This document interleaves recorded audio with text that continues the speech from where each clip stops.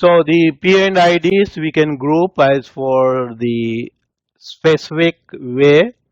Suppose there is a process. First is a synthesis, reaction takes place, and later on that material needs to be separated in different way. And some of them are is a liquid, they take into a distillation column or a stripper, and there they separate the material.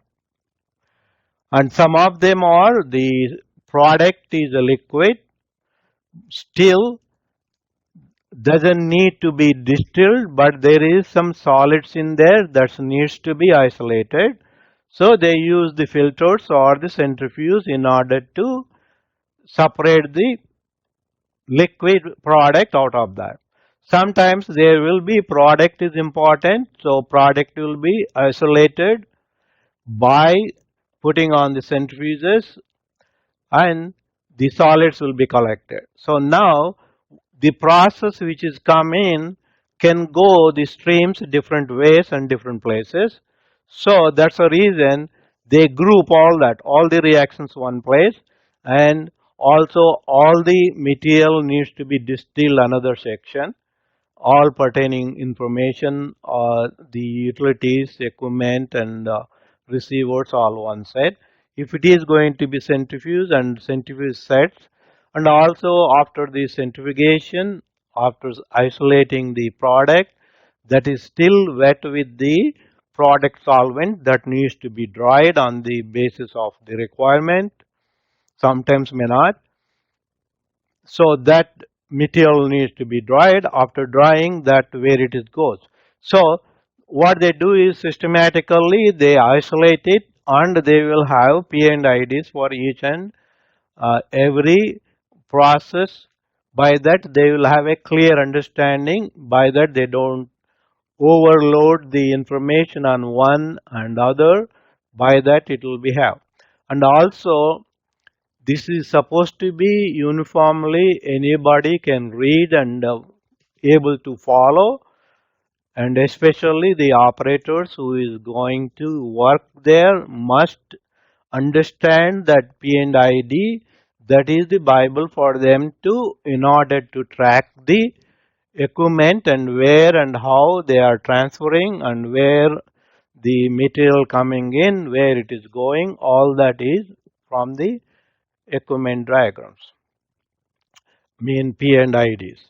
At the same time, OSHA also very particular about that. P and IDs must be kept current, and some reason any equipment is modified or temporarily modified, those needs to be P and IDs needs to be updated, or if it is a temporarily a small addition or subtraction done in the instrumentation or the piping, so that will be redlined, and then once that is done it will put back. All these has to be maintained by a management of change, MOC.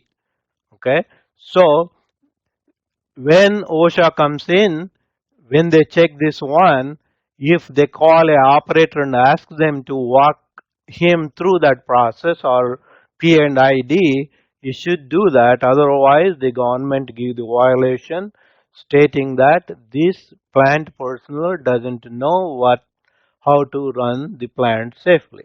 Okay. And now, what is not in P and ID? It is not a architectural diagram. Okay, and also does not to be drawn perfectly to the scale, because if the pipe length is from here to 50 feet length going outside, we don't have to put a line all the way 50 feet, or doesn't have to scale up. But in P and ID diagram, final diagram, what they do is they put the scale on the bottom of the P and ID, saying that this is approximately scale to the system, and 1 inch of this pipe equivalent to 100 feet or 1000 feet, whatever it is, they define that one. Okay. Also, it won't tell exactly the relative elevations, and there is no manual switching over the piping this constantly. It should be a permanent pipes and all that, and it won't talk about the actual temperature, pressure, and other data in that. And also it will leave extensive information not to confuse the user and learner about that plant.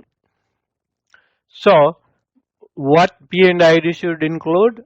If there is a objective question comes in, they may put some differently, but keep in mind here is available for you to look at that.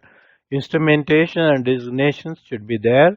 Mechanical equipment with names and numbers and their specifications. All the valves and identification, process piping, parameter startup flush lines, flow directions, interconnections, control inputs, interfaces and all that. So all these are the should be included in P&ID minimum. Okay. So if there is a question about that, this is not part of the P&ID A, B, C, D, you'll be able to come and check here and answer that one. Okay.